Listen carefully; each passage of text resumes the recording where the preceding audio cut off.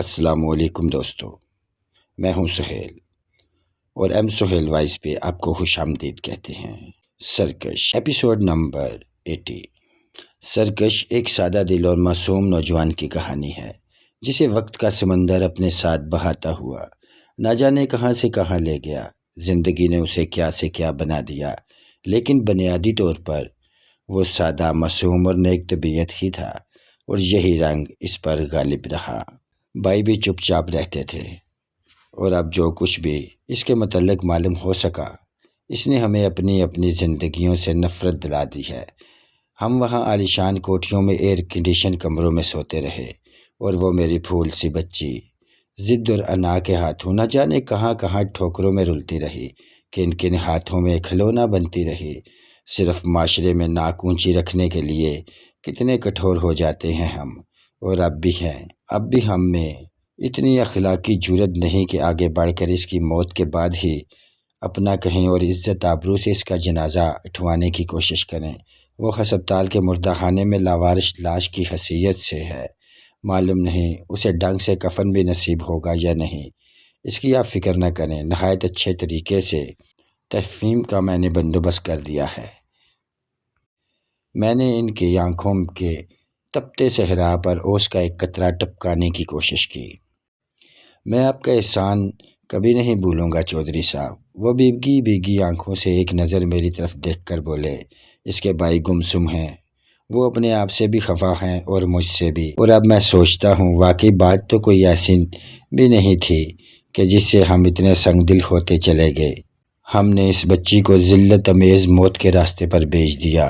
میں تو اس کے شوق کی خاطر خود اس کے لیے فلم بنا کر مارکیٹ میں پھینک سکتا تھا۔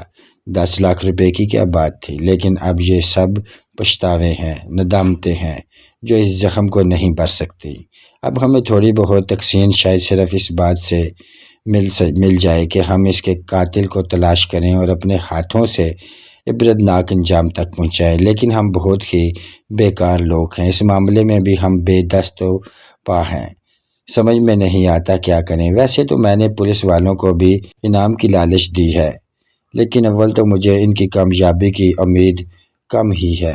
اگر اتفاق سے قاتل ان کے ہاتھ آ بھی گیا، تب بھی ضروری نہیں کہ وہ سزا پا سکے۔ عین ممکن ہے وہ قانونی ہتھ کنڈوں سے فائدہ اٹھاتے ہوئے بری ہو جائے یا تھوڑی بہت سزا پا جائے۔ میں چاہتا ہوں کہ پولیس تو اپنی جگہ مصروف عمل رہے، لیکن ہم اور کسی طریقے سے بھی قاتل کو تلاش کرنے کی کوشش کی جائے۔ اس لیے میں ذرا اسی امید پا کر آپ کے پاس دوڑتا آیا ہوں۔ چودھری صاحب، کیا آپ میری مدد کریں گے؟ وہ آنکھوں میں ان گنت التجائیں لیے میری طرف دیکھ رہا تھا، اور میں خاموش تھا۔ میری مسلسل خاموشی کے باعث آخر کار سیٹھ وحید کی چہرے میں مایوسی کے سائے اتر آئے، اور وہ ٹوٹے ہوئے لہجے میں بولا، مجھے معلوم ہے میری یہ فرمائش، میرا یہ اصرار بیجا ہے۔ جب ہم جیسے چھوٹے موٹے صنعت کاروں کی مصروفیات کا یہ عالم ہے کہ ہم اپنی اولاد کے لیے ان کی زندگی میں خاطر خواہ وقت ہی نہیں نکال پاتے، تو آپ جیسا بڑا آدمی کسی کی مری ہوئی بچی کے لیے وقت کس طرح نکال سکتا ہے؟ مجھے آپ سے کوئی شکوہ نہیں۔ میں افسردگی سے مسکرا دیا۔ مزید ایک لمحے کی توقع کے بعد میں نے دھیمے لہجے میں کہا، وقت بے شک بہت قیمتی ہے، لیکن کسی کے لہو سے زیادہ قیمتی نہیں۔ اگر میں اس معاملے میں کچھ کرنے کا ارادہ نہ رکھتا تو آپ سے ملنے کی زحمت بھی نہ کرتا۔ میں تو اصل میں یہ سوچ رہا تھا کہ اگر میں نے آپ سے کوئی وعدہ کر لیا تو مجھے شرمندگی نہ اٹھانی پڑے۔ آپ صرف خامی بھر لیجئے، میرے سینے میں بھڑکتے آتش فشاں میں کچھ ٹھنڈک سی اتر آئے گی۔ وحید صاحب بولے، اور مجھے یہ بھی یقین ہے کہ نیک مقصد میں اوپر والے کی مدد بھی شامل ہوتی ہے۔ میں بھی اسی یقین کے سہارے آپ سے وعدہ کر رہا ہوں کہ 1 ہفتے کے اندر اندر قاتل کو آپ کے قدموں میں لا پھینکوں گا۔ میں نے ٹھہرے ٹھہرے لہجے میں کہا، بہت بہت شکریہ افسر صاحب۔ وہ میرا ہاتھ تھامتے ہوئے رو دینے والی آواز میں بولا، میں آپ کا یہ احسان زندگی بھر نہیں بھولوں گا۔ آپ بار بار احسان کا ذکر کر کے مجھے شرمندہ نہ کیجیے۔ میں نے حقیقتاً شرمندگی سے کہا، میں اس قسم کا جو بھی کوئی چھوٹا موٹا کام کرتا ہوں اپنے دل کی تسکین کے لیے کرتا ہوں۔ ایک عجیب بے ایوان سی تشکنی ہے، ایک غیر محسوس سی بے اطمینانی ہے جو ایک مدت سے میری ہم سفر چلی آ رہی ہے۔ صرف اسے بلانے کے لیے میں کسی کے کام آنے کی کوشش کرتا ہوں۔ مجھے نہیں معلوم کہ اس کا مجھے کوئی اجر ملے گا یا نہیں، میں تو بس اپنی غرض کے لیے کرتا ہوں۔ آپ کو احسان مند ہونے کی ضرورت نہیں۔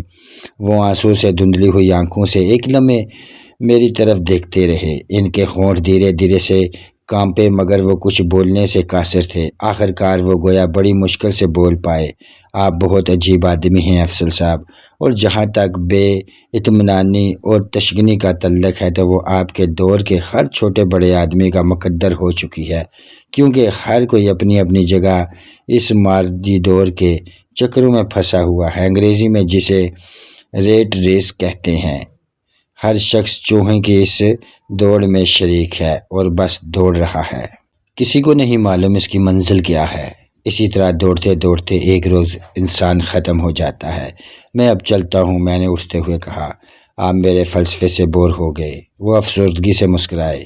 نشا کی موت نے یکجا ہی مجھے فلسفی سا بنا دیا ہے، ورنہ میں تو ایک سیدھا سادہ کھرا سا بزنس مین ہوں۔ اندر سے میں بھی خاصا فلسفی ہوں، میں نے ان سے مصافحہ کرتے ہوئے کہا، لیکن میں زیادہ تر تنہائی میں اپنے فلسفے اپنے آپ سے ہی ڈسکس کر کے زیادہ اطمینان محسوس کرتا ہوں۔ میں دروازے کی طرف چل دیا۔ سیٹ وحید اپنا ویٹنگ کارڈ نکال کر میری طرف بڑھاتے ہوئے بولے، اس پر میرے ٹیلی فون نمبرز اور گھر، دفتر، فیکٹری کے ایڈریس موجود ہیں۔ میں آپ کی طرف سے کسی اطلاع کا منتظر رہوں گا۔ وہ مجھے لفٹ تک چھوڑنے آئے۔ نیچے پہنچ کر میں جیسے ہی لفٹ سے نکلا، ٹونی سامنے کھڑا نظر آیا۔ ٹونی اور شبیر شیخ آج کل ایک سفید گاڑی میں ہمہ وقت میرے تعاقب میں رہتے تھے۔ انہوں نے خود ہی اپنے آپ کو میری حفاظت کے لیے مہوار کر لیا تھا۔ میں گاڑی سے اتر کر کہیں جاتا تھا تو ان میں سے ایک میرے پیچھے رہتا تھا، دوسرا اپنی گاڑی میں بیٹھے بیٹھے میری گاڑی پر نظر رکھتا تھا۔ سر وہ بلا تامل سرسری لہجے میں بولا، ایک گوری چٹی اسمارٹ اور بہت خوبصورت لڑکی آپ کی گاڑی میں گھسی ہے، لگتا ہے بہت غور سے جائزہ لیا ہے تم نے اس کا۔ میں نے اس کی بات کاٹتے ہوئے مسکرا کر کہا، آنکھیں پوری طرح کھلی رکھنا تو ضروری ہے نا سر۔ اس کے پتلے پتلے ہونٹوں پر معمولی سی مسکراہٹ نمودار ہوئی۔ وہ نہایت تیکھے نقوش کا مالک اور گورا چٹا نوجوان تھا۔ جب وہ ایکشن میں ہوتا تھا تو اس کے پتلے پتلے ہونٹوں سے صفاقی جھلکتی تھی، لیکن عام حالات میں وہ بہت نرم ہور اور مہذب نظر آتا تھا۔ وہ بات جاری رکھتے ہوئے بولا، آپ شاید گاڑی کو لاک کرنا بھول گئے تھے۔ لاک کو کبھی کبھی اس طرح چھوڑ دینا چاہیے، کوئی نہ کوئی آزاد پنچھی آن ہی پھنستا ہے۔ میں نے مسکراتے ہوئے کہا، اس پنچھی کو کتنی دیر ہو گئی گاڑی میں داخل ہوئے؟ تقریباً 20 منٹ ہو گئے ہیں، ٹونی گھڑی دیکھتے ہوئے بولا۔ وہ اندر ہی ہے اور غالباً پچھلی سیٹ کے نیچے چھپی ہوئی ہے۔ اس سلیٹی رنگ کی ایک پرانی سی کار میں آپ کے آفس سے ہی آپ کے تعاقب میں روانہ ہوئی تھی۔ اگر وہ 20 منٹ سے پچھلی سیٹ کے نیچے چھپی بیٹھی ہے تب تو کافی تکلیف دہ پوزیشن میں ہوگی۔ حسینوں کو اتنا تکلیف دینا کوئی مناسب بات نہیں۔ میرا خیال ہے مجھے چل کر فوراً گاڑی میں بیٹھنا چاہیے۔ میں نے لابی کی طرف بڑھتے ہوئے کہا، سر آپ رسک لیں گے، معلوم نہیں اس کا ارادہ کیا ہو۔ ٹونی ہچکچاتے ہوئے بولا، دیکھ لیتے ہیں، ایسی تفشیش کی کیا بات ہے۔ میں نے بے پرواہی سے کہا، تم اپنی گاڑی میں تعاقب جاری رکھو اور جب تک میری طرف سے کوئی سگنل نہ ملے یا خطرہ بڑھتا ہوا محسوس نہ ہو تب تک مداخلت نہ کرنا۔ Okay sir. وہ اس بات میں سر ہلا کر دوسری طرف چلا گیا تاکہ ہمیں ایک ساتھ لابی میں داخل ہوتے اور پھر ہوٹل سے نکلتے نہ دیکھا جائے۔ میں نے پارکنگ میں آ کر بظاہر بے خیالی کے سے عالم میں گاڑی کا دروازہ کھولا اور ڈرائیونگ سیٹ پر بیٹھ گیا۔ اگر ٹونی نے مجھے خبردار نہ کیا ہوتا تب بھی یقیناً مجھے احساس ہو جاتا کہ گاڑی میں کوئی لڑکی موجود ہے، گو اس نے شاید اپنے طور پر احتیاط کر رکھی تھی، کوئی پرفیوم وغیرہ نہیں لگایا ہوا تھا، مگر ہر عورت کے وجود کی اپنی بھی ایک خوشبو ہوتی ہے۔ اس لڑکی کے وجود کو بھی بہرحال ایک خوشبو تھی جو کم سے کم مجھے ضرور خبردار کر دیتی۔ بظاہر بے پرواہی سے سیٹی بجاتے ہوئے میں گاڑی مال پر لایا۔ آرٹس کونسل کے سامنے پہنچ کر میں واپس جانے کے لیے گاڑی سڑک کی دوسری سائڈ پر موڑنے لگا تھا کہ عقب نما آئینے میں نے اپنی سیٹ کے عقب سے ایک سر نمودار ہوتے دیکھا۔ اس کے بال اخروٹ کے رنگ کے تھے۔ ٹونی نے اس کے بارے میں کنجوسی سے کام نہیں لیا تھا۔ خوبصورت وہ بلا شبہ تھی، مگر اس کی خوبصورتی محض آنکھوں کو بلی لگنے والی تھی، دل کو گرما دینے والی نہیں۔ بالکل اسی طرح جیسے پلاسٹر آف پیرس کے مجسمے بہت حسین ہو سکتے ہیں مگر انہیں دیکھ کر رگو پاں میں چنگاریاں تیز ہو سکتی، اس کے مری مری ہاتھوں میں چھوٹا سا پستول دبا ہوا تھا جو اس نے اپنی دانش میں میری بے خبری میں میری کنبٹی پر رکھ دیا اور سرگوشی کے سے انداز میں بولی، گاڑی موڑنا مت، سیدھے چلتے رہو۔ حکم اس نے انگریزی میں دیا تھا، تاہم لہجے سے وہ ایشیا ہی کی معلوم ہوتی تھی۔ پہلے میں نے سوچا کہ ڈرائیونگ سیٹ پر ذرا سا اچھل کر خوفزدگی کا اظہار کروں، مگر پھر میں نے ہلکی سی آواز میں محض اوہ کہنے پر اکتا کیا۔ اس کا چہرہ مجھے شناسا معلوم ہو رہا تھا۔ گاڑی صحیح سائڈ پر لے جانے کے بعد میں نے ایک بار پھر عقب نما آئینے میں اس کی صورت پر نظر ڈالی۔ عقب نما آئینے پر ہر چیز کو بہت چھوٹی کر کے دکھاتا ہے، تاہم میں نے خاصی آسانی سے اسے پہچان لیا۔ مجھے یاد آ گیا کہ میں نے سعید احمد سعید صاحب کی پارٹی میں دیکھا تھا۔ وہ جنگل گر کے ہیرو ٹارزن نما شخص موتی کے ساتھ ڈانس کر رہی تھی، اور ستارہ نے مجھے بتایا تھا کہ یہ لڑکی ایرانی تھی اور فلمی دنیا کے بہت سے لوگوں سے اس کی دوستی ہو چکی تھی۔ شگل کی شگل میں اسے جنگل گر میں ایک چھوٹا سا کوئی رول بھی دے دیا گیا تھا جو شوٹ بھی ہو چکا تھا۔ فلم میں کام کر لینا تک تو ٹھیک تھا، لیکن ایک اس قسم کی لڑکی کا کم از کم یہ کام نہیں ہونا چاہیے تھا کہ پستول کی زد پر کسی کو کہیں لے جانے کی کوشش کرتی پھرے۔ لگتا تھا کہ اس کی ایک لمحے کی سکوت کے بعد میں نے نرمی سے کہا، تمہارا ایران واپس جانے کا ارادہ نہیں ہے جو تم اس طرح کے دندے شروع کر رہے ہو؟ او تو تم نے مجھے پہچان لیا۔ یادداشت بہت اچھی ہے، بھیڑ بھاڑ میں دیکھے ہوئے چہرے بھی یاد رکھتے ہو۔ ہر چہرہ نہیں، میں نے مسکراتے ہوئے کہا، صرف وہ چہرہ یاد رکھتا ہوں جو یاد رکھنے کے قابل ہو۔ سعید صاحب کی پارٹی میں ہی دیکھا تھا نا تم نے مجھے؟ نہ جانے کیوں اس نے تصدیق چاہی۔ ہاں، میں نے بلا تعمل کہا، وہیں جہاں تم جیسی ایک خوبصورت اور نوجوان لڑکی کی لاش سوئمنگ پال سے نکل لی تھی۔ وہ تمام مہمانوں کا لطف غارت ہو گیا تھا۔ تمہیں کسی نے میرے متعلق نہیں بتایا؟ وہ گویا لڑکی لاش والی بات انسنی کرتے ہوئے بولی، تمہیں کس نے بھیجا ہے؟ ایک مہربان نے، اس نے گویا ترکی بترکی جواب دینے کی کوشش کی۔ ہمارے بھی ہیں مہربان کیسے؟ میں نے اردو میں مصرع پڑھ کر ٹھنڈی سانس لی۔ کیا مطلب؟ انگریزی میں میرے لیے اس کا مفہوم سمجھانا ذرا مشکل ہے، لیکن اتنا بتاؤں کہ لوگوں کے مہربانیاں کبھی کبھی جان بھی لے لیتی ہیں۔ میں نے نہایت سنجیدگی اور مؤدبانہ لہجے میں کہا، تم کم عمر اور حسین ہو، ممکن ہے ایک حسین مستقبل تمہارا منتظر ہو۔ واقعی تمہیں ایران واپس نہیں جانا ہے جو ان چکروں میں پڑ گئی ہو؟ میں نے انگلی سے پستول کی طرف اشارہ کیا۔ ایران میں میرے لیے اب کیا رکھا ہے؟ مجھے تو مدت ہو گئی ہے وہاں سے نکلے ہوئے۔ ماں باپ گولیوں کا نشانہ بن گئے، گھر نظر آتش ہو گیا، بھائی کو پھانسی لگ گئی، بہن کو کوئی اٹھا کر لے گیا۔ میں نہ جانے کس طرح جان بچا کر ملک در ملک بھٹکتی ہوئی یہاں تک پہنچی ہوں، اور ابھی نہ جانے کہاں کہاں جانا پڑے۔ کوئی گھر، کوئی سنہرا مستقبل میرا منتظر نہیں ہے، اور اگر ہو بھی تو مجھے اب اس کی پرواہ نہیں رہی۔ میں اب دنیا کی ہر چیز سے بے پرواہ ایک من موجی لڑکی ہوں، جو میرے دل میں آیا کرتی ہوں۔ تمہیں میری فکر میں دبلا ہونے یا زیادہ حاجی صاحب بننے کی ضرورت نہیں۔ بعض لوگ بہت زیادہ صدمات سے گزرنے کے بعد ایسے ہی ہو جاتے ہیں۔ اوہ، میں نے مشتاقانہ سے انداز میں طویل سانس لی۔ کیا زمانہ آ گیا ہے، ہم دردوں اور غمزدوں کی اس طرح طبیعت صاف کر کے انہیں ایک طرف بٹھا دیا جاتا ہے تمہاری مرضی۔ میں نے بے پرواہی سے کندھے اچکائے اور عقب نما آئینے میں ایک بار پھر اس پر نظر ڈالی۔ اس نے نچلا ہونٹ دانتوں میں دبا رکھا تھا، اور اس کی بری آنکھوں میں نہ جانے کن خون آشام لمحوں کی پرچھائیاں تھیں۔ ایک لمحے کے لیے وہ مجھے بہت شفاف اور بہت زہریلی دکھائی دی۔ میں کار بہت سست رفتاری سے ڈرائیو کر رہا تھا۔ اس نے رفتار تیز کرنے کی فرمائش نہیں کی۔ چند لمحے کی خاموشی کے بعد وہ بولی، مجھے حکم ملا تھا کہ تمہیں بلا پھسلا کر تم پر ڈورے ڈال کر ساتھ لے آؤں، لیکن نہ جانے کیوں میرے دل نے کہا کہ شاید یہ جادو تم پر نہ چل سکے۔ میں نے سعید صاحب کے ہاں پارٹی میں تمہیں ستارہ کے ساتھ دیکھا تھا، مگر میں تمہارے بارے میں کوئی فیصلہ نہیں کر سکی۔ میرا دل تمہارے بارے میں بیک وقت دو رائے دے رہا تھا۔ ایک لمحے کے لیے تم بہت عاشق مزاج اور دل پھینک لگتے تھے، اور دوسرے ہی لمحے دل کہتا تھا کہ تم عورت کے معاملے میں بہت بے حس اور بے نیاز ہو۔ اس الجھن کی وجہ سے میں نے بہتر سمجھا کہ پستول ہی استعمال کی جائے۔ اپنے بارے میں تو میں خود بھی الجھن میں رہتا ہوں، تم محفوظ ایک بار دیکھ کر کیا اندازہ لگا سکتی ہو؟ میں نے کہا اور کھڑکی میں لگے ہوئے عقب نمائنے پر ایک نظر ڈالی۔ ٹونی اور شبیر سفید کار میں بدستور پیچھے آ رہے تھے۔ لڑکی طاقت وغیرہ کی طرف سے بالکل بے نیاز معلوم ہوتی تھی۔ وہ یا تو ان معاملات میں زیادہ منجھی ہوئی نہیں تھی یا پھر اس نے میرے بارے میں بالکل ہی غلط اندازے لگائے ہوئے تھے۔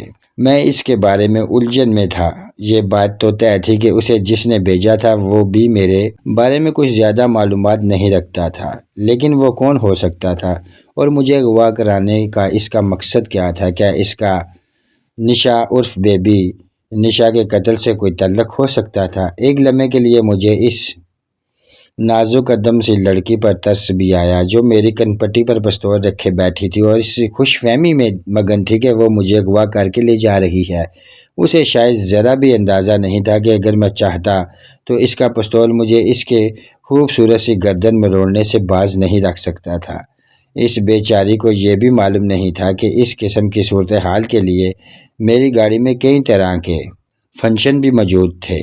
میں چاہتا تو پاؤں کے قریب ہی موجود ایک غیر نمایاں سا بٹن دباتا، میری سیٹ کے عقب سے تقریباً 4-5 انچ لمبا بغیر دستے کا پتلا سا ایک زہر آلودہ خنجر تقریباً گولی کی سی رفتار سے برآمد ہوتا اور اس کے سینے میں پوست ہو جاتا۔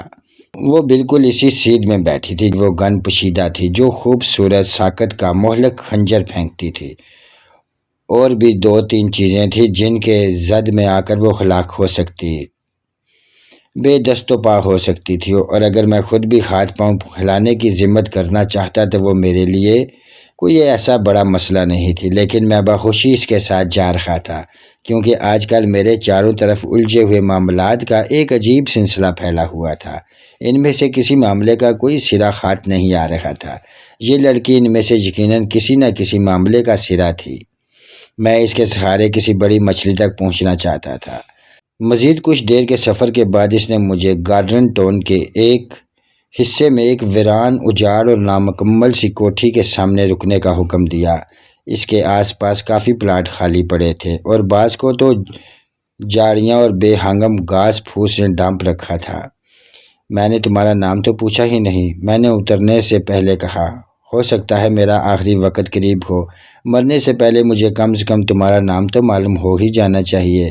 ماں پارا، اس نے بلا تعمل جواب دیا۔ وہ بالکل پرسکون اور بے خوف نظر آ رہی تھی۔ پستول ایک لمحے کے لیے کنپٹی سے ہٹا کر اس نے مجھے گاڑی سے 2 قدم دور جانے کا حکم دیا، پھر خود بھی پھرتی سے اتر آئی۔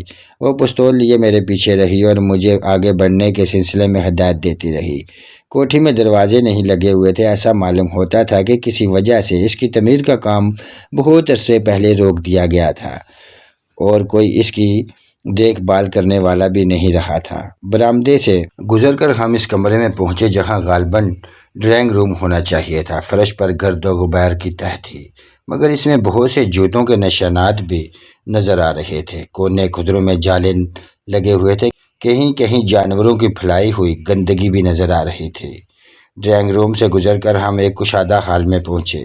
یہاں کوئی صفائی نظر آ رہی تھی۔ ہال کے ایک سرے سے نامکمل سیڑھیاں نیچے جا رہی تھیں۔ سیڑھیوں کے قریب ایک نیم پختہ چارپائی پر ڈھیلی ڈالی شلوار قمیض میں ملبوس غیر معمولی طور پر بھاری بھرکم ایک شخص نیم دراز تھا۔ اس کا سر منڈا ہوا تھا اور تیل کی مالش کی وجہ سے خوب چمک رہا تھا۔ گردن سانڈ کی طرح موٹی تھی اور اس پر بل پڑے ہوئے تھے۔ وہ سگریٹ کے گہرے گہرے کش لے رہا تھا اور دھواں بڑی ہی ادا سے فضا میں بکھیر رہا تھا۔ ہوا میں پھیلی ہوئی بو بتا رہی تھی کہ سگریٹ میں چرس بھری ہوئی تھی۔ اس کے چارپائی کے سہارے 7 mm کے ایک گن کھڑی ہوئی تھی۔ چارپائی پر سرہانے کے قریب ایک فاضل میگزین بھی رکھا ہوا تھا۔ ہمیں دیکھتے ہی وہ اٹھ کھڑا ہوا۔ وہ پکی عمر کا تھا اور اندازہ بتاتا تھا کہ ماضی قریب میں وہ پیشہ ور پہلوان تھا، بلکہ کوئی بازید نہیں تھا کہ اب بھی پیشہ ور پہلوان ہی ہو۔ رخساروں پر چڑھے ہوئے گوشت کی وجہ سے اس کی آنکھیں چھوٹی چھوٹی دکھائی دے رہی تھیں اور ان میں لہو کی سی سرخی تھی۔ موٹے موٹے ہونٹوں پر مسکراہٹ تھی، بڑی ترنگ میں معلوم ہوتا تھا۔ اس نے گن اٹھانے کی ضرورت نہیں سمجھی اور ہاتھ پھیلا کر سیڑھیوں کی طرف اشارہ کرتے ہوئے بولا، آؤ آؤ میرے شہزادے، آؤ، تشریف لاؤ، تمہارے بغیر یہ گھر بالکل سونا پڑا ہوا ہے۔ میں نے کوئی جواب نہیں دیا، گہری سانس سے صرف اس کا جائزہ لینے پر اکتا کیا۔ माँ पारा ने मुझे सीढ़ियों के रास्ते नीचे चलने का हुक्म दिया। वो खुद जब इस पहलवान के करीब से गुजरने लगी तो मैंने इसके ज़ोरदार सिसकारी की सी आवाज़ सुनी। मैंने मुड़कर देखा, वो एक जगह से अपना जिस्म सहला रही थी और इसका चेहरा गुस्से से सुर्ख था। पेंडू, मैंने तुम्हें कितनी मरतबा मना किया है कि मेरे साथ बेखुदगी मत किया करो, वो बरहमी से चिल्लाते हुए अंग्रेज़ी में बोली। साढ़े नाल पंजाबी या उर्दू विच गल करया कर बादशाहो।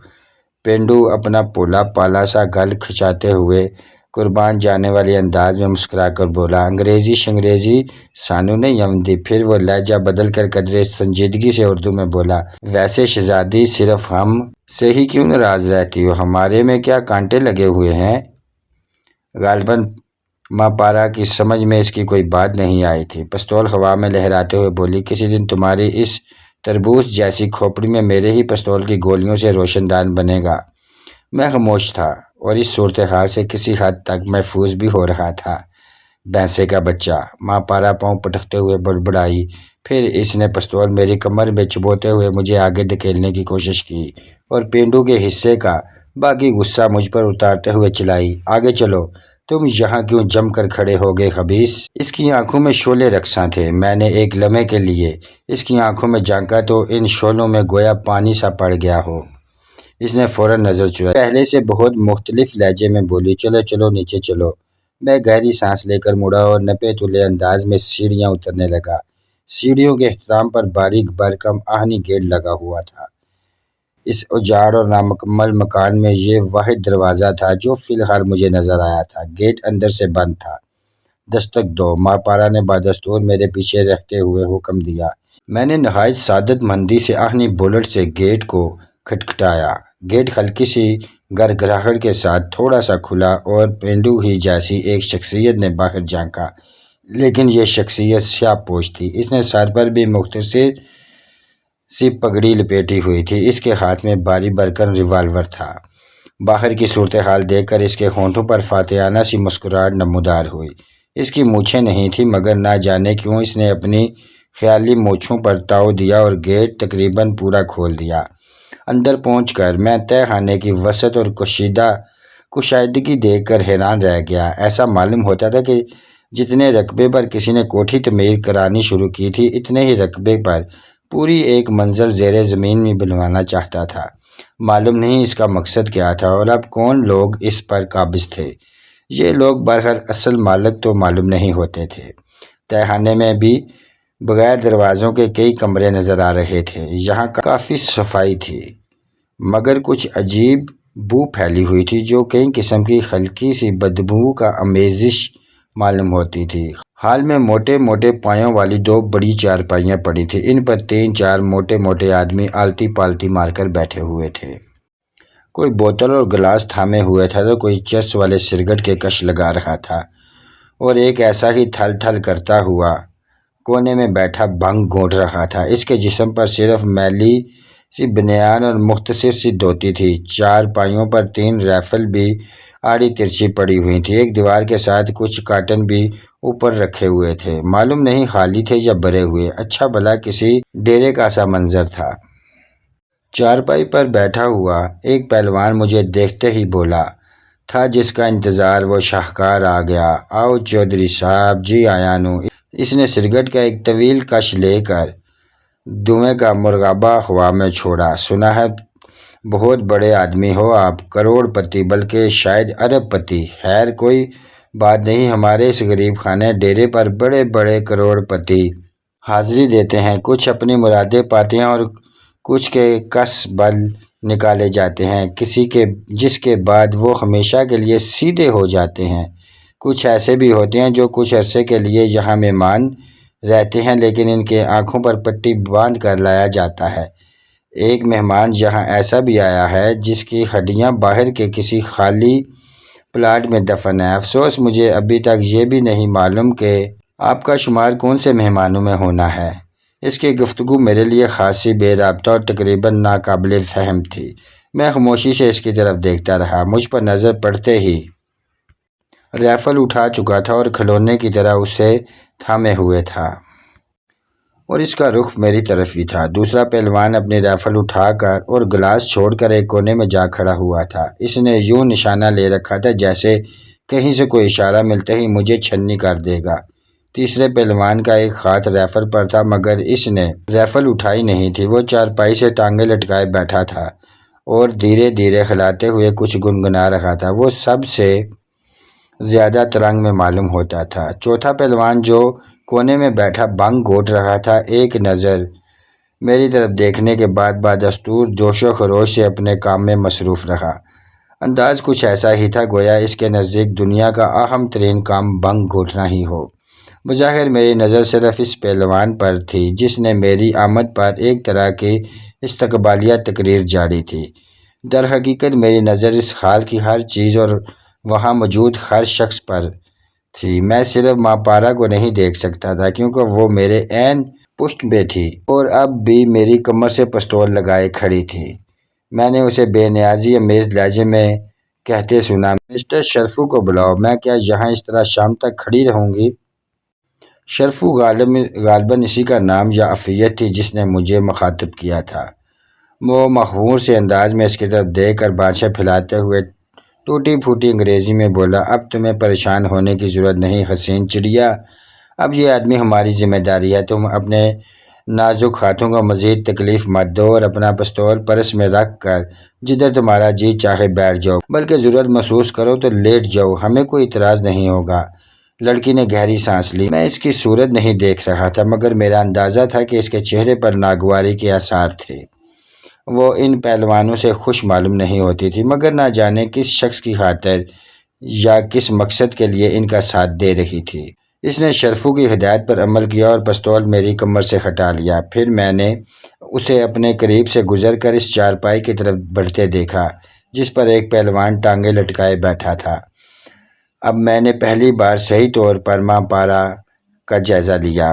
وہ سرخ رنگ کی چست ٹراؤزر اور نیلی سفاری شرٹ میں تھی۔ کمر سے چوڑی بیلٹ بندھی ہوئی تھی جس کی وجہ سے کمر کی نزاکت اور دیگر اعصاب کی سرکشی کچھ اور نمایاں ہو گئی تھی۔ چال کچھ اور غضب ڈال رہی تھی۔ ان پہلوانوں کے درمیان اس کا عالم کچھ ایسا ہی تھا جیسے بندروں کے درمیان ایک رسیلی لالی پاپ پھینک دی گئی ہو۔ معلوم نہیں کون سی طاقت انہیں اس لالی پاپ پر چھینا جھپٹی سے باز رکھے ہوئے تھی۔ شاید وہ طاقت نامعلوم بوس کی تھی لیکن کچھ بضد نہیں تھا کہ کسی وقت چھینا جھپٹی ہوتی ہی ہو۔ ماں پارا چارپائی پر اس پہلوان سے حتی الامکان دور ہٹ کر بیٹھ گئی جو ٹانگیں لٹکائے بیٹھا تھا۔ اس پہلوان نے بھی بانچیں پھیلا کر اس کی طرف کھسکتے ہوئے اس کی کمر میں بازو ڈالنے کی کوشش کی۔ ایسا معلوم ہوتا تھا کہ کوئی بھی ماں پارا پر رال ٹپکانے کے معاملے میں پیچھے نہیں رہنا چاہتا تھا۔ ماں پارا نے اسے پرے دھکیلنے کی کوشش کی لیکن اس کا پہلوان کو دھکیلنا ایسا ہی تھا جیسے کوئی ہرنی کسی ہاتھی کو دھکیلنے کی کوشش کرے۔ اس نے برہمی کے عالم میں چیخ کر کچھ کہنے کے لیے منہ کھولا ہی تھا کہ پہلوان تیزی سے دور کھسک گیا، لیکن اس کی وجہ یہ نہیں تھی کہ وہ ماں پارا کے چیخنے کے اندیشے سے خوفزدہ ہو گیا بلکہ اس کی وجہ غالباً وہ نقاب پوش تھا جو اندر ہی کسی کمرے سے خال میں داخل ہوا تھا۔ وہ سیاہ چربی جیکٹ اور سیاہ پتلون میں تھا، شرٹ بھی سیاہ تھی اور چہرہ بھی گردن تک سیاہ نقاب میں ہی چھپا ہوا تھا۔ صرف آنکھوں کی جگہ دو سوراخ نظر آ رہے تھے۔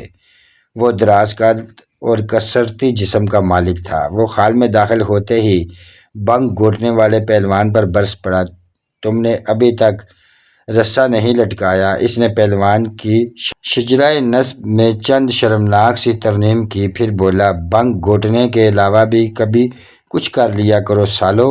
رسا لٹکانے میں کون سی دیر لگتی ہے باس، ابھی لٹکا دیتا ہوں۔ میں تو یہی سوچ رہا تھا کہ دمبا آ جائے تو لٹکانے کا انتظام بھی ہو جائے گا۔ پہلوان بڑی بے پرواہی سے بنگ گھونٹنے کا سوٹا رکھ کر اٹھتے ہوئے بولا۔ اس نے بڑی دلچسپ امیز نظروں سے میرا جائزہ لیا، پھر گویا دل ہی دل میں محفوظ ہوتے ہوئے مسکرا دیا اور خال کی ایک دیوار کی طرف بڑھ گیا جس کے قریب موٹے سے رسے کا ایک بڑا سا لچھا لٹکا ہوا تھا۔ اس نے رسا اٹھایا اور خال کے وسط میں آ گیا۔ تب میں نے سر اٹھا کے دیکھا، چھت کے وسط میں ایک بڑا سا کنڈا لگا ہوا تھا۔ پہلوان نے بڑی مہارت سے رسا اوپر پھینکا اور وہ کنڈے میں لٹک گیا۔ اس نے بڑی مہارت سے ہی اس کے دونوں سرے پکڑ کر موٹی سی ڈیلی گرا لگائی، پھر ایک سرے کو پکڑ کر کھینچنا شروع کیا۔ دوسرا سرا اس طرح اوپر جانے لگا کہ عین کنڈے پر جا کر گرا لگ گئی۔ وہ اس کام میں بہت مشتاق معلوم ہوتا تھا۔ معلوم نہیں آج تک کتنے لوگوں کو اس طرح رسے سے لٹکا کر ان پر کس کس انداز سے ظلم کیا گیا تھا۔ میں خاموشی سے کھڑا یہ کارروائی دیکھ رہا تھا۔ میں نقاب پوش کی آواز پر بھی غور کر رہا تھا اور اس کی جسمانی ساکت پر بھی۔ لباس میں انسان کا جسم چھپ جاتا ہے اور ہر لباس میں اس کا تاثر مختلف ہو جاتا ہے، مگر پھر بھی اگر کوئی باریک بینی کی صلاحیت رکھتا ہو تو اسے ہر انسان کی جسمانی ساخت اسے پہچاننے میں مدد دے سکتی ہے۔ دست قدرت کا یہ کمال بھی بے پناہ حیران کن ہے کہ اس نے ان گنت انسانوں کو تخلیق کیا ہے، مگر ان کی جسمانی ساخت، ان کی آواز، رنگ، روپ، خد و خال میں کوئی نہ کوئی فرق ضرور رہتا ہے۔ میں سمجھتا ہوں کہ ابتداء سے ہی آج تک پیدا ہونے والے اربوں خربوں انسانوں میں شاید ہی کوئی دو انسان ایسے پیدا ہوئے ہوں جنہیں مکمل طور پر یکساں کہا جا سکے، جن میں کوئی معمولی سا بھی فرق نہ ہو۔ میں قدرت کی اس مہارت پر غور کرتا تھا اور بہت جلد بڑے عجیب بھید پا لیتا تھا۔ نقاب پوش اپنی آواز بدل کر بولنے کی کوشش کر رہا تھا اور اس میں بڑی حد تک کامیاب تھا، لیکن میں نے اس کی اتار چڑھاؤ پر ذرا سا غور کیا تو یاد آ گیا کہ یہ آواز اصل میں کس کی تھی، اور غیر محسوس طور پر میں ایک گہری سانس لے کر رہ گیا۔ اس شخص کو پہچان کر مجھے قدرے مایوسی ہوئی تھی۔ میرا سارا تجسس ٹوٹ کر رہ گیا تھا۔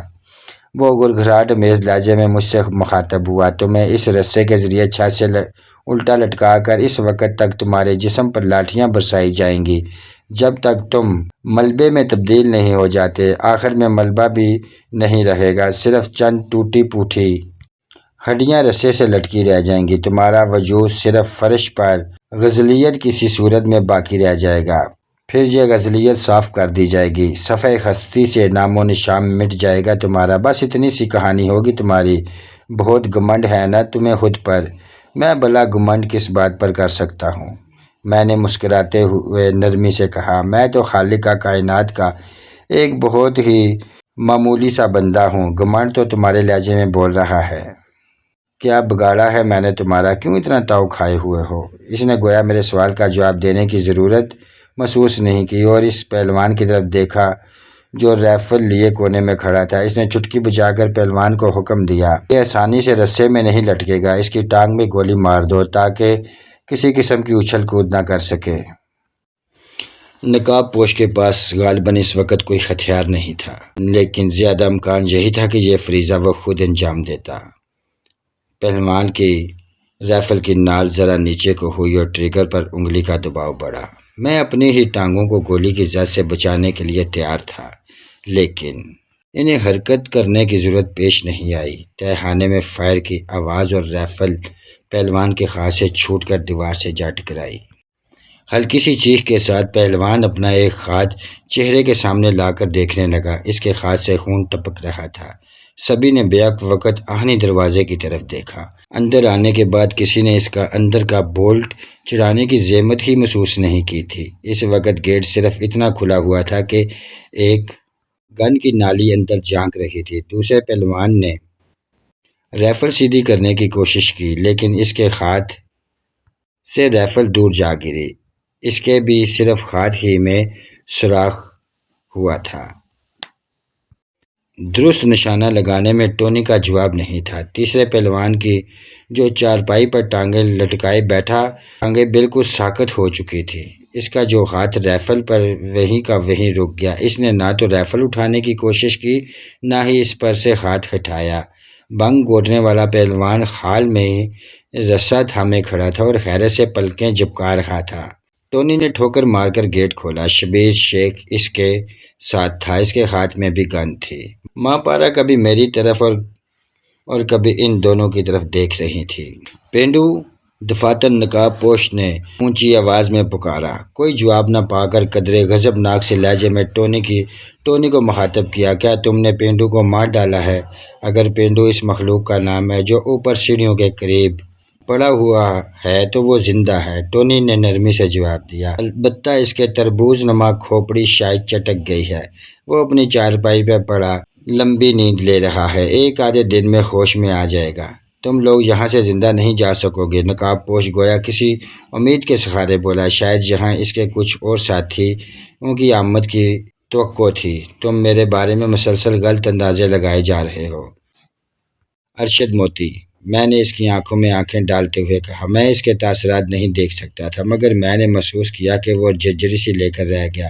تو تم نے مجھے پہچان لیا، وہ گہری سانس لے کر بولا۔ پھر اس نے اپنے چہرے سے تھیلا نما نقاب کھینچ کر اتار دیا۔ اس کے پرکشش چہرے پر پسینے کے قطرے تھے اور خوبصورت بال بکھرے ہوئے تھے۔ گدھا شیر کی کھال پہن کر آ جائے تب بھی پہچانا جاتا ہے، میں نے ہموار لہجے میں کہا۔ تم فلمی دنیا کے کوئی بہت زیادہ پرانے آدمی نہیں ہو، مگر معلوم نہیں کیوں فلمی انداز تمہاری فطرت میں رچ بس گئے ہیں۔ یہ اس طرح کے ڈیرے بنا کر بیٹھنا، ان ڈھیلے ڈالے پہلوانوں کے سر پر بدماشی چلانا، مجھے کوئی عام سا سیٹ سمجھتے ہوئے اس طرح اغوا کرنا اور ملبہ اور نہ جانے کیا کیا بنانے کی باتیں کرنا، مجھے تو شبہ سا ہونے لگا ہے کہ تمہاری کھوپڑی کا کوئی اہم پرزہ گرا ہوا ہے۔ وہ خاموش کھڑا مجھے گھورتا رہا۔ میں نے نرمی سے بات جاری رکھتے ہوئے کہا، میری سمجھ میں نہیں آتا تم میرے چکر میں کیوں پڑ گئے ہو؟ تمہاری میری کوئی دشمنی نہیں، اور تم جیسے روایتی ذہن کے مالک اور ڈیرے دار بدماشوں سے دشمنی رکھنے میں اپنا شایع شان بھی نہیں سمجھتے۔ میرا خیال ہے تمہارا کچی شراب کا دھندا بھی ہوگا، جوئے میں سے پتی بھی لیتے ہوگے، کہیں کہیں سے جگہ ٹیکس بھی جمع کرواتے ہوگے، کسی کے آرڈر پر شریف شرفاں کو اغوا بھی کرواتے ہوگے، معاوضے پر کبھی کبھار قتل بھی کرتے ہوگے، ادھر کا مال ادھر بھی کرتے ہوگے۔ اس تھرڈ کلاس بدماشوں الجھنا میں پسند نہیں کرتا۔ میں تمہاری یہی اکڑ تو نکالنا چاہتا ہوں۔ تم اپنے آپ کو معلوم نہیں کیا سمجھتے ہو؟ ارشد موتی کی جرأت گویا عبور پر آئی گئی تھی۔ یہ اپنے آپ کو کچھ سمجھنے کی نہیں، بلکہ اپنے اپنے حلقے، اپنے اپنے تقبے اور اپنی اپنی لائن کی بات ہے، میں نے کہا۔ اسے سمجھانے کی کوشش کی، تم اپنے اس قسم کے تہہ خانوں اور دوسرے اڈوں پر اپنے دندوں میں مصروف رہتے، پولیس کو بتہ جاتا رہتا اور گلشن کا کاروبار چلتا رہتا، لیکن میرے ساتھ پنگا لے کر معلوم نہیں تم اپنے لیے کیوں مصیبت مول لینا چاہتے ہو۔ تم نے سعید صاحب کے ہاں پارٹی میں 20 معزز مردوں اور عورتوں کے سامنے مجھے گونسا مارا تھا، میرا پاؤں پھسل گیا تھا، اس لیے میں دور جا گرا تھا، ورنہ میں کوئی ایسا گیا گزرا آدمی نہیں ہوں۔ آج تک کسی نے مجھ پر ہاتھ اٹھانے کی جرأت نہیں کی۔ میں تمہاری اس حرکت کو بھول نہیں سکتا، معاف نہیں کر سکتا۔ مجھے اس کے پاؤں پھسلنے والی بات پر ہنسی آ گئی۔ میں نے خوشگوار لہجے میں کہا، وہاں بھی تم نے خود ہی پنگا لیا تھا، میں تو تمہیں جانتا بھی نہیں تھا اور نہ ہی جاننا چاہتا تھا، لیکن میں تمہیں ضرور جان کر رہوں گا۔ وہ بے خوفی سے بولا، میں نے تمہارے بارے میں معلومات کرنے کے لیے بڑی بھاگ دوڑ کی۔ مجھے اعتراف ہے کہ میں تمہارے بارے میں کچھ زیادہ نہیں جان سکا۔ ایسا لگتا ہے جیسے کوئی بھی تمہارے بارے میں زیادہ نہیں جانتا، لیکن نہ جانے کیوں لوگ تم سے ڈرتے ہیں، تمہیں پرسرار سا سمجھتے ہیں۔ میں تمہیں بے نقاب کر کے چھوڑوں گا۔ میں نے کوئی نقاب نہیں چڑھائی ہوئی جو تم مجھے بے نقاب کرنے کا شوق پورا کر سکو۔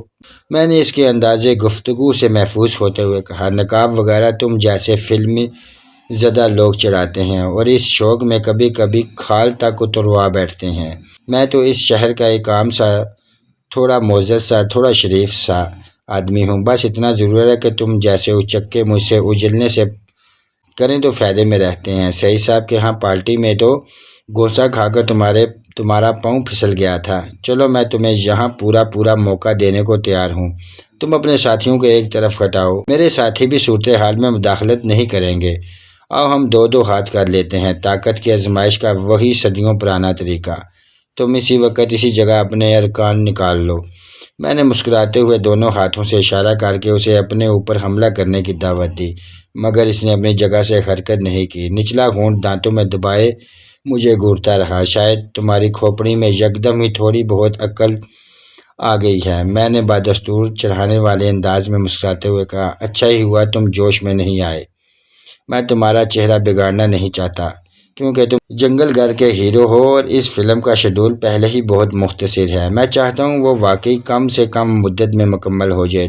تمہارا چہرہ اگر میرے ہاتھوں بگڑا تو تم بڑے سے بڑے میک اپ مین کی خدمت سے فائدہ اٹھانے کے بعد بھی کیمرے کے سامنے آنا پسند نہیں کرو گے۔ تمہیں جنگل گرل کے مکمل ہونے یا نہ ہونے سے کیا دلچسپی ہے؟ ارشد موتی آنکھیں سکیڑتے ہوئے بولا، تم تو اس کے فنانسر نہیں ہو۔ انسانی ہمدردی بھی کوئی چیز ہے پیارے۔ فلمی ٹارزن، میں نے گہری سانس لے کر کہا۔ اس کا ڈائریکٹر رحیل بٹ مجھے شریف آدمی لگا ہے۔ اگر فلم جلدی مکمل نہ ہوئی تو اس کا نقصان ہو جائے گا۔ اس کی ہیروئن ستارہ میری دوست ہے۔ فلم کی تکمیل میں تاخیر ہوئی تو وہ بھی خواہ مخواہ اپ سیٹ ہوگی۔ وہ کم فلمیں سائن کرتی ہے اور اپنی فلموں کے بارے میں بڑی احساس ہے۔ وہ دوسری ہیروئنوں سے بڑی مختلف ہے۔ ہماری گفتگو کچھ طویل کھینچ گئی تھی۔ اسی دوران تیسرا پہلوان جو چارپائی پہ بیٹھا تھا اور جس کا ایک ہاتھ رائفل پر ہی تھا، غالباً اس غلط فہمی میں مبتلا ہو گیا کہ سب کا دھیان اس کی طرف سے ہٹا ہوا ہے۔ اسے نہایت پھرتی کا مظاہرہ کرتے ہوئے رائفل اٹھانے اور ٹریگر دبانے کی کوشش کی، مگر اس کی بھی یہ خصلت پوری نہیں ہو سکی۔ رائفل اس کے ہاتھ سے بھی نکل گئی اور اس کے بھی دائیں ہاتھ میں عین اسی جگہ سوراخ ہو گیا جہاں پہلے دو پہلوانوں کے ہوا تھا۔ ٹونی آج شاید ہاتھوں میں سوراخ کرنے کا کوئی ریکارڈ قائم کرنے پر تلا ہوا تھا۔ اس بار گولی ماپارا کے عین قریب سے گزری تھی اور وہ دہشت زدہ سی ہو کر چارپائی پر نیم دراز ہو گئی تھی۔ اس کے قریب بیٹھے ہوئے پہلوان نے اپنا زخمی ہاتھ دوسرے ہاتھ میں دبا کر بری طرح کرانا شروع کر دیا تھا۔ ارشد موتی ایک بار پھر اپنا نچلا ہونٹ دانتوں میں دبائے ہوئے تھا۔ میں یقین سے نہیں کہہ سکتا تھا کہ اسے اپنے ساتھیوں پر زیادہ غصہ آ رہا تھا یا ٹونی پر۔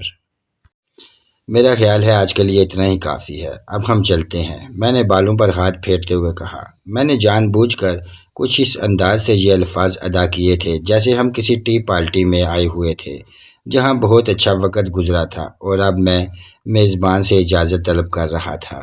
میں بے پرواہی سے مڑا اور سیڑھیوں کے دروازے کی طرف چل دیا۔ ارشد موتی کی طرف سے مجھے ایک آخری کوشش کی توقع تھی، لیکن میرا اندازہ اس وقت غلط ثابت ہو گیا جب ارشد موتی کے بجائے اس پہلوان نے اچانک مجھ پر چھلانگ لگائی جس کے ہاتھ پر سب سے پہلے گولی لگی تھی۔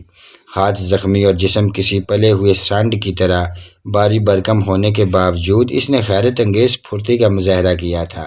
اس نے در حقیقت مجھے ڈال بنانے کی کوشش کی تھی اور اس حد تک وہ اپنی کوشش میں کامیاب رہا کہ ٹونی یا شبیر شیخ نے فوری طور پر گولی نہیں چلائی۔ اسی ثانیے ارشد موتی بھی حیرت انگیز پھرتی کا مظاہرہ کرتے ہوئے میری آڑ میں ہو چکا تھا۔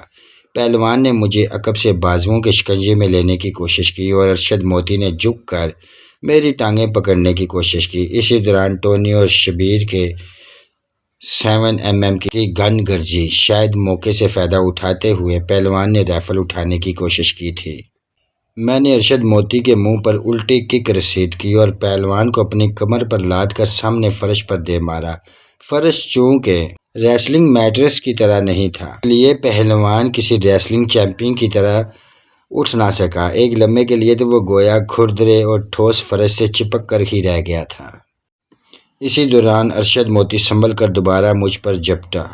اس کے ہاتھ میں لمبا سا خنجر تھا۔ ٹونی یا شبیر نے اب بھی غالباً فائر نہیں کیا۔ میرے بھی گولی کی زد میں آنے کا اندیشہ تھا۔ باقی لوگوں کو یقیناً انہوں نے کور کیا ہوا تھا کیونکہ کسی اور نے حملہ آور ہونے کی کوشش نہیں کی تھی۔ ارشد موتی نے غالباً عجلت اور بدحواسی میں نہایت ممکنہ طریقے سے خنجر میری پسلیوں میں گھونپنے کی کوشش کی۔ میں جھکائی دیتے ہوئے اس کی گردن پر ہلکا سا ہاتھ رسید کیا۔ وہ ساتھی پہلوان پر جا پڑا جو اس دوران اٹھنے کی کوشش کر رہا تھا۔ بیچارہ دوبارہ ڈیر ہو گیا اور ارشد موتی کا خنجر اس کی پسلیوں میں پوست ہوتے ہوتے رہ گیا۔ میں نے ان دونوں کو 2-4 تسلی بخش ٹھوکریں رسید کی جنہوں نے ان دونوں ہی کو اٹھنے سے باز رکھا، لیکن پھر بھی ارشد موتی سانپ کی طرح پھنکار کر پلٹا اور پوری قوت سے کھڑے ہوتے ہوئے اندھا دھند خنجر سے مجھ پر وار کرنے لگا۔ میں نے اس کے وار سے بچتے ہوئے یکدم اس کے کلائی کو اپنی گرفت میں لے لی۔ دوسرے بازو کا شکنجہ میں نے اس کی گردن کے ارد گرد ڈال لیا۔ اس کی کلائی پر میں نے دباؤ بڑھانا شروع کیا اور خنجر اس کے ہاتھ سے چھوٹ کر فرش پر گر پڑا۔ وہ کسمسا رہا تھا اور میری گرفت سے نکلنے کے لیے پوری طاقت لگا رہا تھا۔ وہ بلا شبہ ایک طاقتور آدمی تھا، لیکن میری گرفت سے نکلنے کے لیے اس کے بس کی بات نہیں تھی۔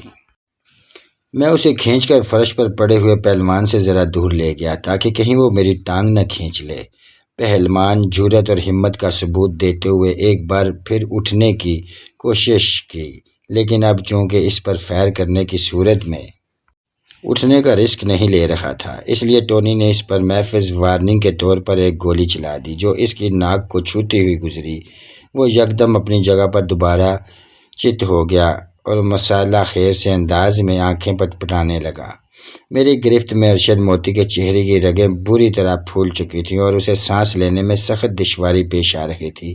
اس کا چہرہ اس بڑے سے چمگادڑ سے مشبہ نظر آ رہا تھا جو کسی نامعلوم وجہ کے تحت پھڑپھڑانے کے قریب تھا۔ اس کا جو بازو آزاد تھا، اس سے اس نے میرے بازو کا شکنجہ ڈھیلا کرنے کی ہر ممکن کوشش کی تھی، طاقت بھی صرف کی تھی، ناخنوں سے میرا بازو ادھیڑنے کی بھی کوشش کی اور الٹے رخ سے میرے پیٹ میں کونی سے ضربیں لگانے کی بھی کوشش کی تھی، لیکن اس کی یہ کوششیں اسی طرح بے سود رہی تھیں جیسے کوئی ننھا بچہ کسی بڑے کی گرفت میں آنے کے بعد اپنے آپ کو چھڑانے کے لیے مچلتا ہے، ہاتھ پاؤں مارتا ہے مگر ناکام رہتا ہے۔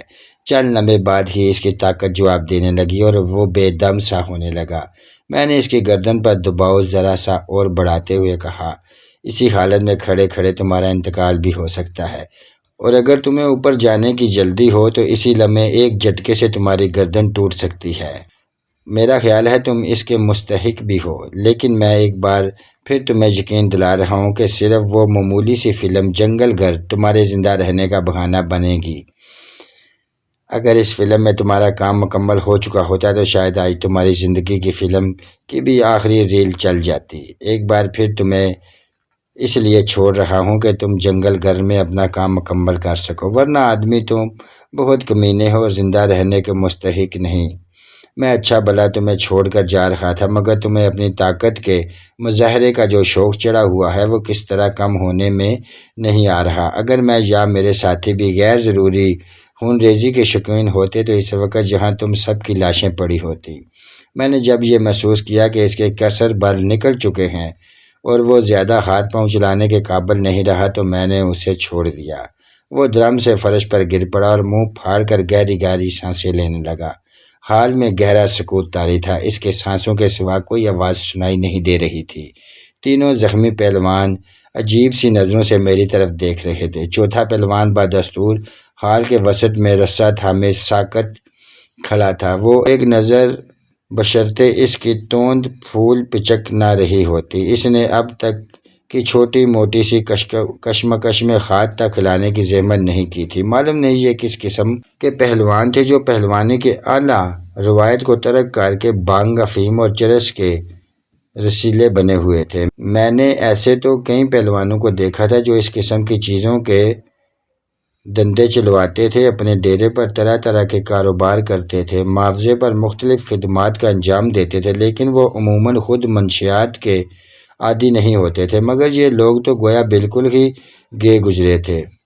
ماں پارا کو دیکھ کر بھی مجھے معمولی سی حیرت ہوئی۔ وہ نہ جانے کب چارپائی سے اتر کر بیٹھ چکی تھی، چہرہ زرد تھا۔ غالباً اس کا ارادہ یہی تھا کہ زیادہ زور شور سے گولیاں چلنے لگے تو چارپائی کے نیچے گھس جائے گی۔ اس کا بیگ چارپائی پر پڑا تھا مگر اس نے اس میں سے پستول نکالنے کی قطعی کوشش نہیں کی تھی۔ میں نے ارشد موتی کو ہلکی سی ٹھوکر رسید کرتے ہوئے کہا، ایک آدھے دن میں تم شوٹنگ میں حصہ لینے کے قابل ہو جاؤ گے۔ اسی دوران تمہیں سب سے ضروری کام یہ کرنا ہے کہ جہاں سے یہ اڈہ ختم کرنا ہے۔ کل سے یہاں نہ تو تمہارا کوئی آدمی موجود ہونا چاہیے اور نہ ہی تمہارا کوئی دھندا چلنا چاہیے۔ پرسوں میرے آدمی آ کر چیک کریں گے، اگر یہاں تم لوگوں کی موجودگی کی کوئی آثار ہوئے تو اس جگہ کو بم سے اڑا دیا جائے گا۔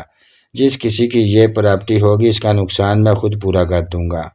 میں سیڑھیوں کی طرف بڑھ گیا۔ ٹونی اور شبیر شیخ نے اس وقت تک اپنی جگہ نہیں چھوڑی جب تک میں ان کے درمیان سے گزر کر اوپر نہیں چلا گیا۔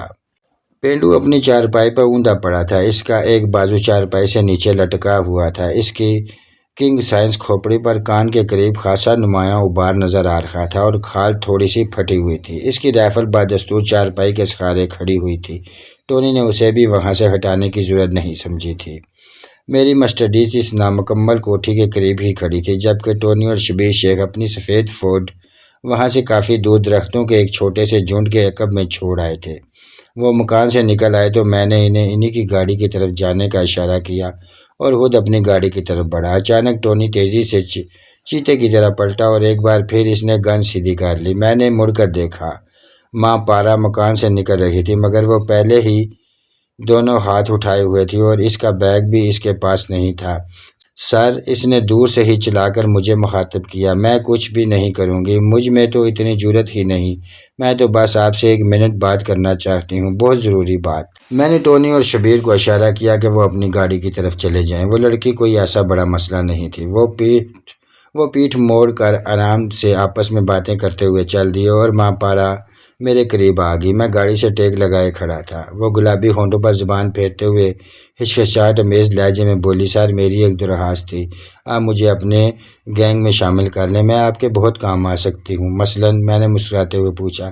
مثلاً بڑے بڑے لوگوں سے تعلقات پیدا کرنا، اہم سرکاری اور غیر سرکاری لوگوں کو مٹھی میں کرنا۔ اس کے علاوہ میں بہت سے کام کر سکتی ہوں، باہر سے کوئی مال لے کر آ سکتی ہوں یا یہاں سے لے کر جا سکتی ہوں۔ اس کے علاوہ میں فائٹر کے طور پر بھی اتنی نکمی نہیں ہوں جتنی آج آپ کو نظر آئی ہوں۔ آج تو مجھے نہ جانے کیا ہو گیا تھا، ورنہ تو میں خاصی کام کی چیز ہوں، اور بھی جو خدمت آپ کہیں گے میں بجا لاؤں گی۔ آپ کچھ عرصے کے لیے مجھے آزما کر تو دیکھیں۔ وہ بڑے جوش و خروش سے مجھے قائل کرنے کی کوشش کر رہی تھی۔ مجھے ہنسی آ گئی۔ وہ مزید پرجوش لہجے میں بولی، سر، آپ یہ مت سمجھے کہ میں کوئی چکر چلانے کی کوشش کر رہی ہوں یا ارشد موتی نے مجھے سکھا پڑھا کر بھیجا ہے، ایسی کوئی بات نہیں ہے سر۔ موتی تو ابھی تک وہیں پڑا ہے، اٹھنے کے قابل بھی نہیں ہو سکا۔ میں تو سوچ بھی نہیں سکتی تھی کہ 1 منٹ آپ کی گرفت میں رہ کر اس کا یہ حال ہو جائے گا۔ میں نے اپنے طور پر ہی آپ سے یہ درخواست کرنے کا فیصلہ کیا ہے، آپ مجھے ایک بار ضرور آزمائیں۔ مجھے بہت تجربہ ہے ہر قسم کے کام کا۔ میں ایک بار پھر ہنسے بغیر نہ رہ سکا۔ میں نے اس کے اندازے سے محفوظ ہوتے ہوئے کہا، تمہیں کیوں کر خیال آیا کہ تم میرے کام آ سکتی ہو؟ سر، ظاہر ہے آپ زیر زمین دنیا کے کوئی بہت بڑے آدمی ہیں، بہت مضبوط گینگ ہوگا آپ کا، تبھی تو آپ نے موتی اور اس کے آدمیوں کو ذرا بھی اہمیت نہیں دی اور انہیں محض انگلیوں کے اشارے سے بے بس کر کے رکھ دیا۔ ظاہر ہے آپ جیسے لوگوں کے ہاں مجھ جیسی لڑکیوں کی گنجائش تو نکلتی ہی رہتی ہے نا، بلکہ گنجائش نہ ہو تب بھی پیدا کر لی جاتی ہے۔ دیکھو بیبی، میں نے ٹھہرے لہجے میں کہا، ممکن ہے تمہاری باتیں اپنی جگہ درست ہوں، لیکن تمہارے میرے بارے میں اندازے درست نہیں ہے۔ میرا کسی زیر زمین دنیا سے کوئی تعلق نہیں، میرا کوئی گینگ نہیں، میں تو اس شہر کا ایک عام معمولی و شریف سا آدمی ہوں۔ عام معمولی و شریف آدمیوں کے پیچھے اس طرح ماخر مسلح قسم کے محافظ ہر جگہ آتے ہیں کیا؟ اس نے ٹونی اور شبیر کی طرف اشارہ کیا جو ابھی اپنی گاڑی تک نہیں پہنچے تھے۔ وہ پیشہ ور محافظ نہیں، میرے جان نثار دوست ہیں۔ انسان کو دنیا میں صرف دوست بنانے چاہیے، جو کام دوست کر سکتے ہیں وہ گروہ کے پیشہ ور کارکن نہیں کر سکتے۔ میں نے نرمی سے کہا، مجھے تمہاری کوئی ضرورت نہیں، تم ابھی وفا اور وابستگی کی کڑی آزمائشوں سے گزر کر کندن نہیں بنی ہو۔ میں نے تم جیسی چلتی پھرتی لڑکیوں کو اہم لوگوں کے پاس بھیج کر کبھی اپنے کام نکلوانے کی کوشش نہیں کی۔ اول تو میرے کام کہیں اٹکے ہوئے ہی نہیں ہیں، اور اگر ہوں بھی تو اپنے کام نکلوانے کے میرے اپنے ہی بہت سے طریقے ہیں۔ بہرحال مجھے تمہارا انداز پسند آیا۔ وہ بڑی دلیری سے مسکرائی۔ مجھے ان لوگوں کے ساتھ کام کرنے میں کوئی تکلیف تو نہیں؟ وہ پیچھے کوٹھی کی طرف اشارہ کرتے ہوئے بولی، معاوضہ بھی بہت اچھا مل رہا ہے۔ معاملہ ارشد موتی کی حد تک تو ٹھیک ہے، لیکن میں ان پہلوانوں سے بڑی تنگ ہوں۔ ان کا ٹولہ 15-20 پہلوانوں پر مشتمل ہے اور یہ سب کے سب ٹھرکی ہیں، مگر میں چرسی بنگی اپنا حلیہ تک ٹھیک نہیں رکھتے۔ ان سے بعض کے جسموں سے تو بکروں جیسی بو آتی ہے۔ تم انہیں اتنے قریب آنے کا موقع مت دیا کرو، ان کی بو محسوس کرنے کی نوبت آئے۔ میں نے مسکراتے ہوئے کہا، میں کب موقع دیتی ہوں؟ وہ مسکرا کر بولی، لیکن ان کا بس چلے تو ان میں سے ہر ایک میری ہڈیوں تک چبا جائے۔ ارشد موتی کے احکامات کی بھی وہ کوئی خاص پرواہ نہیں کرتے۔ ان کے ہاں ڈسپلن نہیں ہے۔ حیرت کی بات ہے، تم اچکو میں ڈسپلن ڈھونڈ رہی ہو؟ میں نے حقیقتاً حیرت سے کہا، برے سے برے کام کو بھی سر انجام دینے کا کوئی طریقہ، کچھ اصول ہونے چاہیے۔ وہ گہری سنجیدگی سے بولی، میری نظر نامکمل کوٹھی کی طرف بھی تھی، لیکن ابھی تک وہاں سے کوئی برآمد نہیں ہوا تھا۔ کسی نے ماں پارا کی تلاش میں بھی آنے کی کوشش نہیں کی تھی۔ ماں پارا مجھے کوٹھی کی طرف متوجہ ماں پارا مجھے کوٹھی کی طرف متوجہ ہوتے دیکھ کر بولی، یہ کوٹھی بھی ارشد موتی کی اپنی ہے، میرا خیال ہے تم اسے یہ ٹھکانہ چھوڑنے کا حکم دے دیا ہے، وہ بہت پریشان ہوگا، وہ تو عنقریب اسے مکمل کرانے کا پروگرام بنا رہا تھا۔ اچھا ہوا تم نے بتا دیا، اسے تو میرا شکر گزار ہونا چاہیے تھا، میں نے اسے اتنی سزا نہیں دی جتنی سزا کا وہ مستحق ہے۔ اچھا اب میں چلتا ہوں، میں نے گاڑی کا دروازہ کھولتے ہوئے بولا۔ ٹونی اور شبیر درختوں کے عقب میں غائب ہو چکے تھے، غالباً گاڑی میں بیٹھ چکے تھے۔ ماں پارا دم بہت سی وہیں کھڑی رہ گئی، اس کی خوبصورت آنکھوں میں نمی سی تیرنے لگی تھی۔ وہ بری ہوئی آواز میں بولی، میری دلی خواہش تھی کہ میں آپ کے ساتھ چلتی۔ نو بیبی، میں نے آستگی سے اس کا گال تھپتھپایا، ہم ذرا دوسری طرح کے لوگ ہیں۔ میں نے گاڑی سٹارٹ کی اور آستگی سے آگے بڑھا دی۔ کچھ آگے نکل آنے کے بعد میں نے مڑ کر دیکھا، وہ وہیں کھڑی تھی، اس کے برے بال ہوا میں اڑ رہے تھے اور اس کے چہرے پر زمانے بھر کی اداسی تھی۔ میں سوچ رہا تھا کہ میرا حتمی انکار سن کر وہ غصے میں کسی پتھر وغیرہ کو ٹھوکر مارے گی، حقارت سے زمین پر تھوکے گی اور پاؤں پٹکتی ہوئی واپس چلی جائے گی، مگر وہ وہیں بت بنی کھڑی تھی۔ عجیب سی لڑکی تھی، اس نے مجھے تھوڑا سا حیران کر دیا تھا، تاہم میں رکا نہیں۔ ایک موڑ کاٹنے کے بعد میں نے عقب نما آئینے میں دیکھا، ٹونی اور شبیر کی گاڑی کافی فاصلہ رکھتے ہوئے میرے پیچھے آ رہی تھی۔ تقریباً 1 میل کے بعد گارڈن ٹاؤن کا آباد علاقہ شروع ہوا، جہاں 2 رو خوبصورت اور طویل ارضا بنگلوں کی عمارتیں تھیں، تاہم سڑکوں پر ویرانی تھی۔ گلبرگ کا علاقہ شروع ہونے سے کافی پہلے میں نے سڑک کی طرف کچے میں ایک شخص کو چلتے دیکھا۔ وہ قدرے مفلوج اور حال سا آدمی تھا، غالباً اسی طرح سڑک کے کنارے کنارے کافی دور سے کچے میں ہی چلا آ رہا تھا، کیونکہ اس کی نیم شکستہ جوتوں سے بھی ذرا اوپر تک دھول جمی ہوئی تھی۔ بارہا مڑ کے پیچھے دیکھتا ہوا جا رہا تھا، شاید اسے بس یا ویگن کے آنے کی امید تھی، مگر کسی پبلک ٹرانسپورٹ کا دور دور تک نام و نشان نہیں تھا۔ گرمیوں کے موسم کے ابھی دور دور تک آثار نہیں تھے، مگر وہ دھوپ میں نہ جانے کتنی دور سے پیدل چلا آ رہا تھا کہ اس کے جسم پر پسینہ دور سے چمکتا نظر آ رہا تھا۔ وہ دبلا پتلا سانولا اور دراز قد تھا، چہرے پر پریشانی اور مایوسی رقم تھی۔ یہ چہرہ مجھے کچھ شناسا نظر آیا، مجھے یوں لگا جیسے میں نے اس چہرے کو یاد رکھنے کے لیے اس کی تصویر اپنے ذہن کے کمپیوٹر میں کہیں ڈالی تھی۔ میں نے رفتار بالکل کم کر لی اور ذہن پر زور دینے لگا، کمپیوٹر کے کسی نگرانی سے کھڑک سے وہ تصویر برآمد ہوگی۔ مجھے یاد آ گیا، میں نے اس شخص کو فلمی مصنف نصیر نواز کے ساتھ ملتان روڈ کے ایک ریسٹورنٹ سے نکلتے دیکھا تھا اور دونوں کے درمیان کسی بات پر گہما گہمی بحث ہو رہی تھی۔ پھر یہ شخص ایک بس میں لٹک گیا تھا اور نصیر نواز اپنی خوبصورت گاڑی میں بیٹھ کر روانہ ہو گیا تھا، اور نصیر نواز ایک ایسا شخص تھا جو پہلی ملاقات سے ہی میرے ذہن میں کھٹک رہا تھا۔ تو دوستو آج کی ویڈیو میں بس اتنا ہی، ملتے ہیں انشاءاللہ نیکسٹ ایپیسوڈ میں۔ اللہ حافظ، اپنا خیال رکھیے گا۔